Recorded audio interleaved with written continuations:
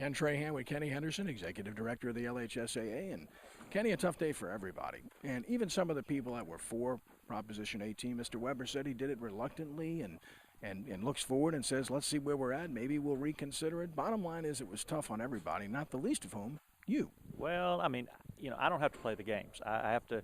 Our biggest challenge in front of us right now from an administrative standpoint is logistics.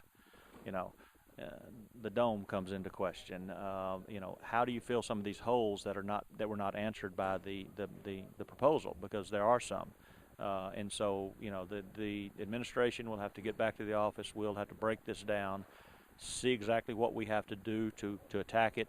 I have a feeling there will be a meeting of the select schools to help them have input, or for them to have input to help us make those decisions. And we'll just have to see. Bottom line is now, like you said, there's so many issues to be dealt with. You got to Z before getting to past A and B, so to speak, and now it's all going to be dealt with. And I know your concerns would be trying to keep everything together, trying to keep everyone together as one when you're really not one, at least in this particular one sport. Yeah, and I think item number 8 would have been much more detrimental than item 18 in the grand scheme of things, not diminishing what 18 is done. But yeah, that's we are. I mean, if y'all heard my talk to the people before we voted, we are the LHSAA. We are one group, and so that is going to be a big challenge to make sure that everybody feels a part. You can speak candidly now. Were you surprised by the margin? It was pretty wide that it passed. Yeah, I really, going into it, I really thought maybe the 1A, the 2A, and the 3A public school people would be wholeheartedly for this because they're the ones that have seemed to have, bared the brunt of the whole non-public issue for the last several years.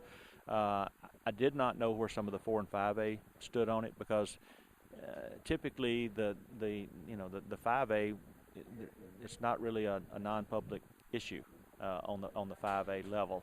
And I definitely didn't know. I thought the B and C would make the difference. And I just looking at it, and I haven't seen the vote. I watched it, but it looked like a lot of the B and C supported their neighbor schools and their neighbor public schools. And so even though they don't play football, they still get a vote. Yeah, last but not least, the ramifications. You don't know it, I don't know it, but clearly there will be some, whether it's scheduling, whether it's legislative action, legal action, whatever the case may be. It's going to be a bumpy ride. Yes, that's the easiest way to put that. It's not. I don't think it's over with. I mean, somebody will do something. There's nothing from the LHSAA standpoint that can be done at this point. I mean, our bylaws and constitution are fairly concise in what we can and cannot do, and this would be something that could not be addressed again until a year from now. Well, we've got a football season between now and then. So, from the LHSA's point of view, there's really not anything we can do. All we can do is try to massage it, fill in the holes, make sure we've answered all the questions. So we do have the best championship season that we can have. We don't want to get into the middle of the playoffs and realize that, oops, we sort of forgot how to, what we're doing here, and then we hurt somebody from that standpoint.